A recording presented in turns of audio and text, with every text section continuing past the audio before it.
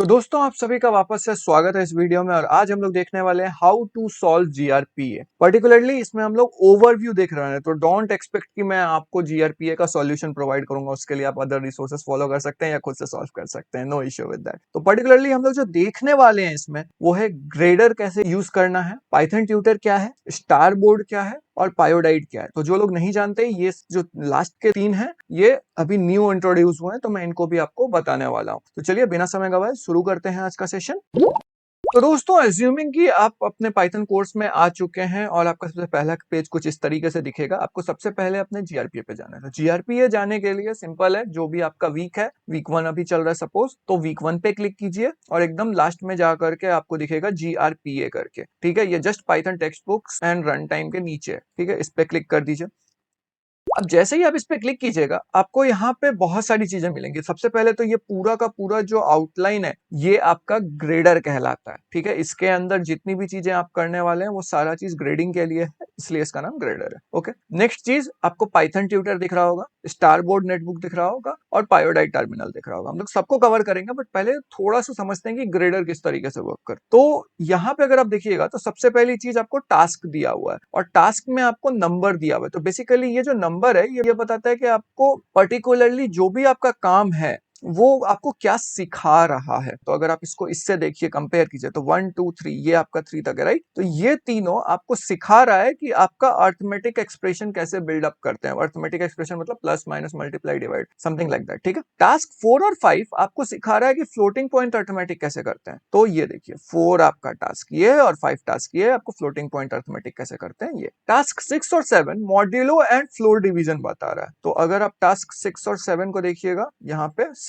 है और ये आपका 7 है, तो ये आपको फ्लोर डिवीजन करना सिखा रहा है। मतलब एक क्वेश्चन के अंदर मल्टीपल सब क्वेश्चंस हैं जो आपको सॉल्व करने हैं। साथ ही साथ आपको ये भी बता रहा है कि प्रॉब्लम टाइप क्या है। आपको इनपुट वेरिएबल, आउटपुट वेरिएबल के बारे में सिखा रहा है और हिडन सफिक्स फॉर इवैल्यूएशन। ये काफी इंपॉर्टेंट हो जाता है, बिकॉज कई बार क्या होता है कि आपने कोड एकदम सही से लिखा है, बट ड्यू टू दिस आपका कोड गलत इवैल्यूएट होता है। एंड इवैल्यूएट का मतलब जब हम लोग यहाँ पे टेस्ट रन करते हैं या फिर सबमिट करते हैं, क्योंकि यहाँ पे दो चीजें आ जाती हैं। पहली चीज ये आती है कि आपका जो भी कोड है वो जो जनरल है वो आपका टेस्ट केस करके आ रहा है, राइट। और जब आप सबमिट करने पे आते हैं तो बैक एंड में हिडन टेस्ट केस होता है। तो हिडन टेस्ट केस में ये इश्यू काफी क्रिएट हो सकता है, बिकॉज उनका एम ये रहता है कि छोटा सा भी एरर आए तो आपका कोड ब्रेक ना करे। ठीक है, इसके अलावा फिर इंस्ट्रक्शंस आते हैं। इंस्ट्रक्शंस में बेसिकली आपको चार चीजें पे ध्यान देना है। पहला चीज ये कि जब तक आपको बोला नहीं जाए तब तक इनपुट या प्रिंट नहीं करना है कुछ भी। अगर कुछ भी बोला गया है तभी आप करें, नहीं तो नहीं करें। वो सब काम अपने आप होगा, आपको कोई मेहनत नहीं करनी। दूसरी चीज, आपका जितना भी इनपुट वेरिएबल है वो इवैल्यूएटर के बेस्ड पे है। तो जब आप अगर ऐसा कुछ देख रहे हैं तो इसका मतलब ये नहीं है कि आपको ऐसा इनपुट लेना है, नहीं, आपका इनपुट ऑलरेडी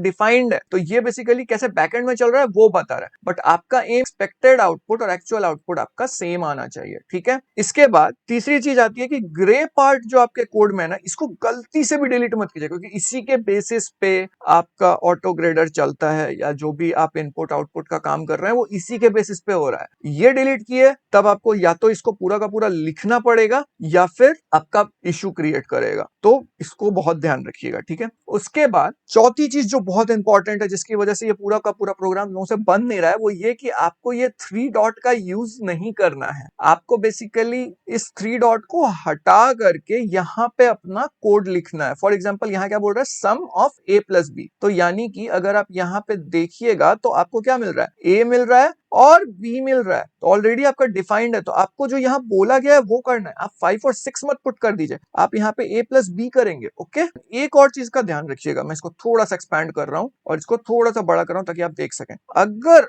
आप यहाँ पे लिख दिए और यहाँ पे आप ये 3 डॉट हटा दिए ना, तो ये आपको ग्रेडर में इश्यू करेगा। दिखाता हूं मैं आपको करके। सपोज मैं यहाँ a प्लस बी लिख देता हूं और मैं इसे टेस्ट रन करता हूं। ध्यान रखिएगा, सबमिट नहीं कर रहा, सिर्फ टेस्ट रन कर रहा। अगर आप यहाँ पे देखिएगा तो मेरे को एरर थ्रो कर देगा। दिख रहा है आपको output int twice the sum of ये इनवैलिड सिंटैक्स, बिकॉज इन्होंने बैकग्राउंड में सिंटैक्स इस तरीके से डिफाइन किया है कि आपको ये 3 dot as a placeholder use करना है। प्लेस होल्डर मतलब यहाँ पे आप कुछ भी रिप्लेस कर सकते हैं। अब अगर मैं टेस्ट रन करूंगा तो यहाँ पे आप देख सकते हैं कि आउटपुट आ गया और बाकी सारे में आउटपुट नहीं है, बिकॉज मैंने ऑलरेडी इसका आंसर कुछ पुट किया नहीं है, तो इसलिए आपको ये सारी चीजें पुट करनी है। ठीक है, तो आई होप आप ये चीज समझ गए होंगे। इसके अलावा अगर आप एक्स्ट्रा में देखिएगा तो टेम्पलेट कोड दिया हुआ है। बेसिकली ये बिल्कुल सेम चीज है जो यहाँ पे आपको दिया हुआ है as an output 1, output 2, output 3, बस यहाँ पे थोड़ा सा डिटेल्ड में दिया हुआ है। उसके बाद आपका टेस्ट रन जब आपने रन कर दिया तो यहाँ पे ये जो पर्टिकुलर थिंग है इसके बेसिस पे टेस्ट रन, सपोज मान लीजिए आपका सारा का सारा एक्चुअल आउटपुट और एक्सपेक्टेड आउटपुट सेम आ रहा है, आपको खुश नहीं होना है,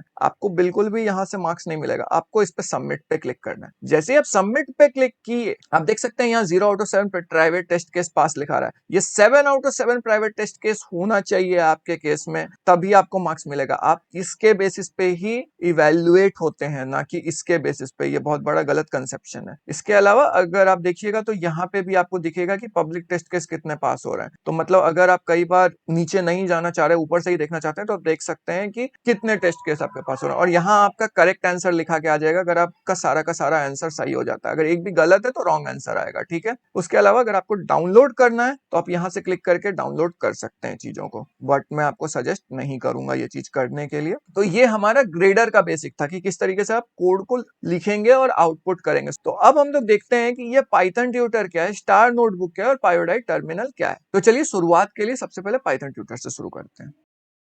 तो दोस्तों सबसे पहले आपको पाइथन ट्यूटर पे क्लिक करना है। अब अगर आप पाइथन ट्यूटर पे खोलिएगा तो ये एकदम ब्लैंक फाइल है, इसमें आपको कुछ भी नहीं दिख रहा है। तो यहाँ पे बेसिकली ये एक लाइव इंटरेक्टिंग एनवायरनमेंट है, इसमें आप देख सकते हैं आपका कोड कैसे काम कर रहा है। मैं आपको एक डेमो एग्जांपल देता हूँ। सपोज मेरे पास एक वेरिएबल है a इज इक्वल टू 5 और b इज इक्वल टू 3, और मैं यहाँ c is equal to a plus b कर दे रहा हूँ, जो कि मैंने पहले भी किया। तो आप देख सकते हैं कि यहाँ पे मेरे पास एक वेरिएबल आ गया 5, दूसरा वेरिएबल आ गया 3 और तीसरा वेरिएबल आ गया 8, जो कि 5 प्लस 3 8 है। तो इस तरीके से आपका यहाँ पे ये हो रहा है। बट इसका यूज सबसे अच्छा कहाँ है पता है? जहां पे आप लूप कर रहे हैं या फिर जहां पे आप इफ एल्स कंडीशन लगा रहे हैं। मैं एक छोटा सा डेमो एग्जांपल आपको करके दिखाता हूं कि क्या हो रहा है यहाँ पे। सपोज मैं यहाँ लिखता हूं x इज इक्वल टू 5 और लिखता हूं if x greater than 5 print fail else print pass. अगर आप इसको कोड नहीं समझ पा रहे डोंट वरी, मेरे ट्यूटोरियल वीडियोस हैं उसको देख लीजिए, उसमें आपको एकदम अच्छे से मैं समझाया हूं कि ये कैसे काम कर रहा है। ठीक है, और अब अगर आप देखिएगा तो मैं इसे रन करके देखता हूं, तो यहाँ ऑलरेडी आउटपुट आ चुका है। बट आपको अगर आउटपुट नहीं देखना, आपको देखना है कि ये कैसे काम कर रहा है, तो यहाँ फर्स्ट है ना, इस पे क्लिक कर दीजिए। जैसे ही आप फर्स्ट पे क्लिक कीजिएगा तो स्टेप 1 आउट ऑफ 3 पे आ जाएगा, यानी 3 स्टेप्स में ही आपका काम हो जा रहा है। तो ये देखिए नेक्स्ट पे क्लिक कीजिए, नेक्स्ट पे क्लिक किया तो आपका x का वैल्यू क्या है 5, राइट। उसके बाद देख सकते हैं कि ये वाला कंडीशन अंदर जा ही नहीं रहा है, बेसिकली ये चीज ट्रू नहीं है ना। तो यहाँ पे जो ग्रीन कलर का लाइन दिख रहा है इसका मतलब है कि ये कोड जस्ट एग्जीक्यूट हुआ है और अब ये वाला कोड एग्जीक्यूट होने वाला है, क्योंकि आप देख सकते हैं यहाँ आउटपुट अभी तक आया नहीं है। जैसे मैं क्लिक किया नेक्स्ट आ गया। ठीक है, अब चलिए इस कोड को थोड़ा सा मैं ठीक कर देता हूँ। x जो है यहाँ पे मैं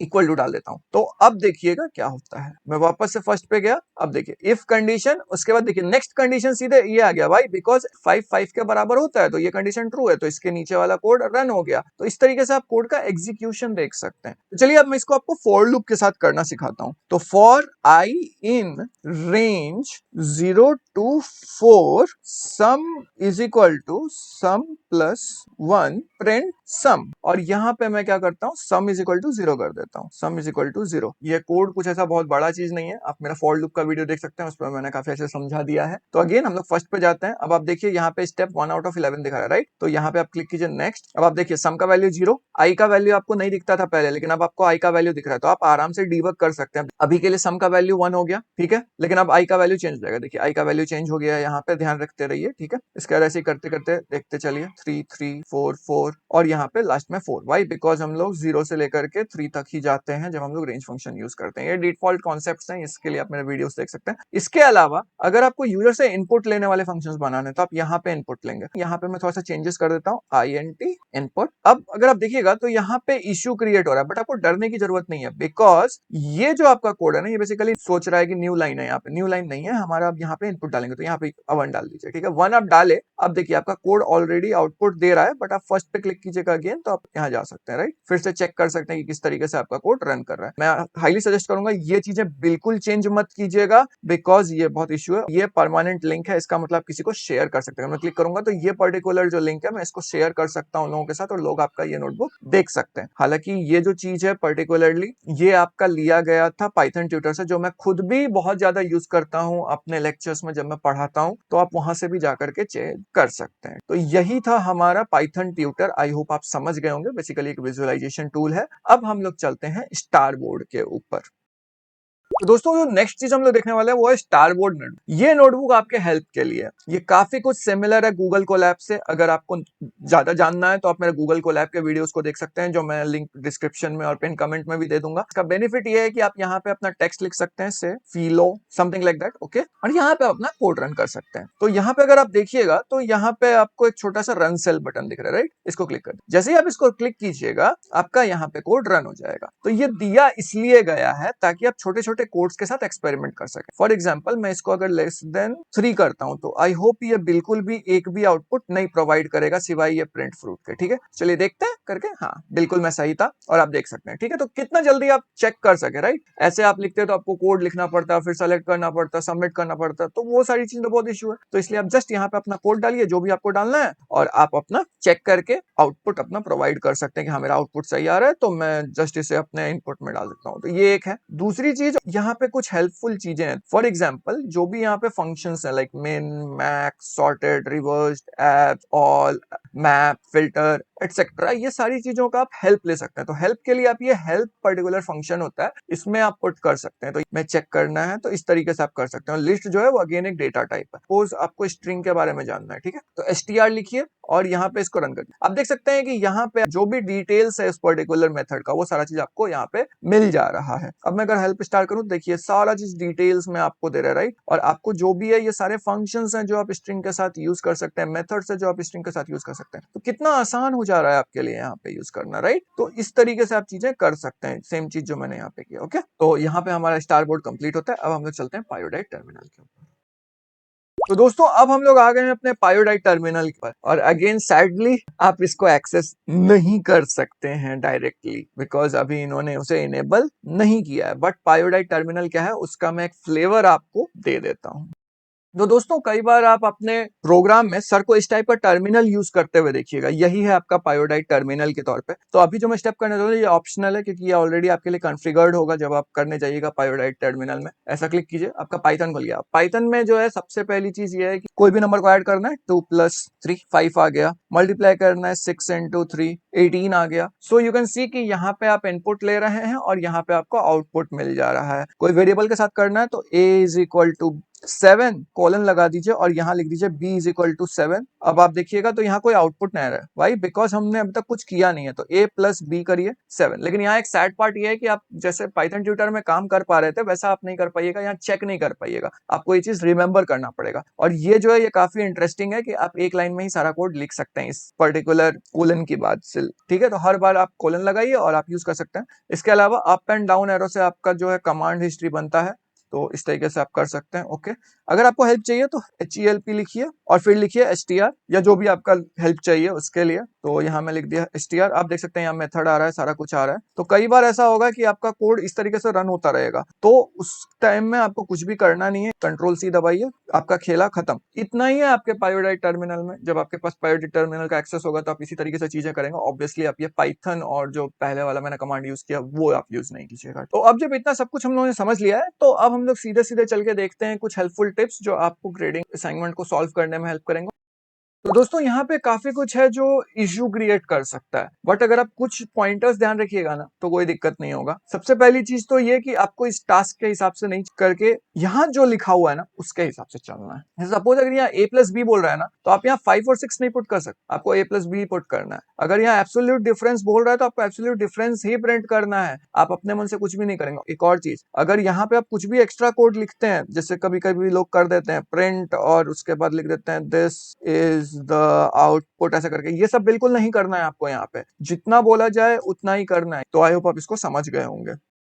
तो दोस्तों आज के वीडियो में हमने देखा कि कैसे जीआरपीए सॉल्व करना है और उसका ओवरव्यू पूरा का पूरा ले लिया। पर्टिकुलरली ग्रेडर क्या है, पाइथन ट्यूटर क्या है, स्टारबोर्ड क्या है और पायोडाइट टर्मिनल क्या है, सारी चीजों को मैंने पूरे अच्छे से एक्सप्लेन करने का कोशिश किया। अगर आपको कोई भी डाउट हो, कोई भी इश्यू हो तो कमेंट सेक्शन में पूछ लीजिएगा या फिर टेलीग्राम ग्रुप पे भी आप पूछ सकते हैं, व्हाट्सएप ग्रुप पे भी पूछ सकते हैं। ज्वाइनिंग लिंक आपको डिस्क्रिप्शन में मिल जाएगा या फिर आपके लिंक सेक्शन से भी आप ले सकते हैं। ठीक है, आज के वीडियो के लिए बस इतना ही। मिलते हैं आपसे अगली बार, तब तक के लिए बाय बाय।